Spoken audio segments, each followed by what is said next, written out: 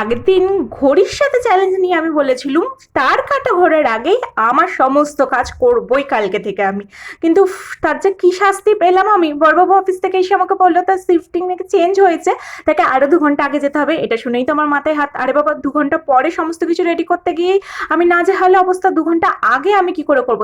তাও আমি কিন্তু দাঁড়াইনি। হরিবাবুকে বললাম ঠিক আছে তুমি জিতে যাবে, এটা কিন্তু এত সহজে হয় না, আমি জিতবো। তাই সুন্দর সুন্দর ব্রেকফাস্ট চটজলদি কিভাবে বানানো যায় সেই ভেবে নিয়ে বড়বাবুর পছন্দের এই সুন্দর লাঞ্চ বক্স সাজানোর জন্য বানিয়ে ফেললাম গার্লিক ব্রেডটা, যেটা হয়ে যায় খুব সহজে। আর আমার বড়বাবু খেতেও ভীষণ ভালোবাসে।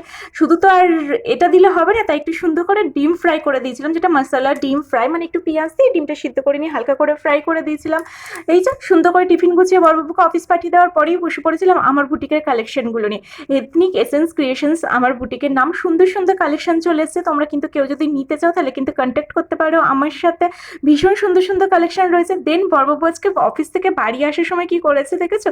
আমার জন্য বেশ অনেকগুলো চকলেট এনেছে, যদিও বা মাঝে মাঝেই আনে, তবে এই ছোট্ট ছোট্ট ভালোবাসাগুলো কিন্তু বেশ ভালো লাগে। দেন আমি আর বড়বাবু আজকে সন্ধ্যেবেলা একটু বাজারে বেরিয়ে পড়েছিলাম, যেহেতু তাড়াতাড়ি অফিস থেকে চলে এসেছিল।